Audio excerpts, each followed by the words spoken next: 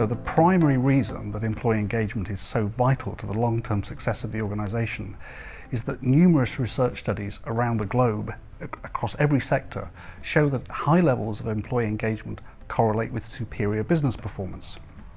However you measure business performance, whether it's profitability, sustained growth in sales, returns to shareholders, customer satisfaction, or innovation and quality levels, organisations at the top of their league also have the highest levels of employee engagement. The CEO of one of our global clients put it like this. He said, "The greatest prize we can have is customer advocacy. In other words, our customers buying from us again and again and recommending us to their friends and colleagues."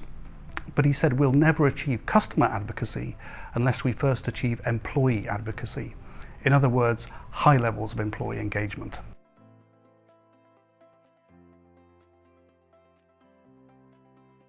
In the old days, organisations often measured something different, employee satisfaction.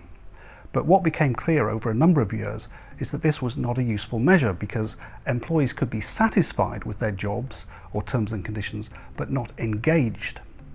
So typically, how engagement is defined is employees demonstrating 3 specific sets of behaviours that go beyond just being satisfied.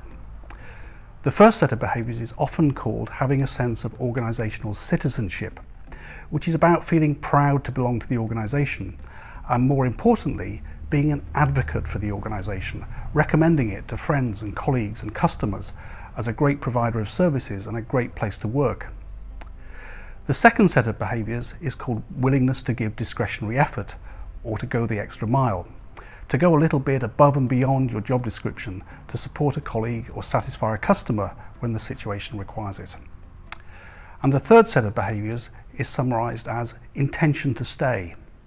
Not because you can't afford to leave, but because you genuinely feel the role you fulfil is worthwhile, and you can see a development path and a career ahead of you with your organisation.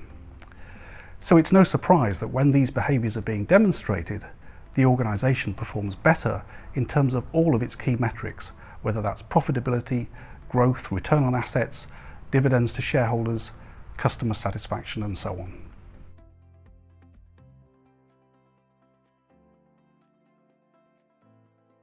If an organisation detects that levels of employee engagement are low or falling, and it doesn't take action to address this, we'd expect to see a corresponding decline in a number of other areas that are vital for success, such as collaboration and innovation. Employees are much less likely to make the additional effort and take the risks involved in proactively collaborating and innovating. Service and quality are likely to decline as employees take less accountability for going the extra mile. Higher rates of unwanted attrition among staff, whom the organisation really needs to retain for future success and growth, as good people question whether they have a future with the organisation. The person with the ultimate responsibility and accountability for employee engagement within the organisation is the CEO. He or she needs to hold line managers at every level accountable for making changes at a local level that will impact on employee engagement. We're often asked whether employee engagement strategies are expensive to implement, and of course the answers are relative. What's the cost of not having engaged employees?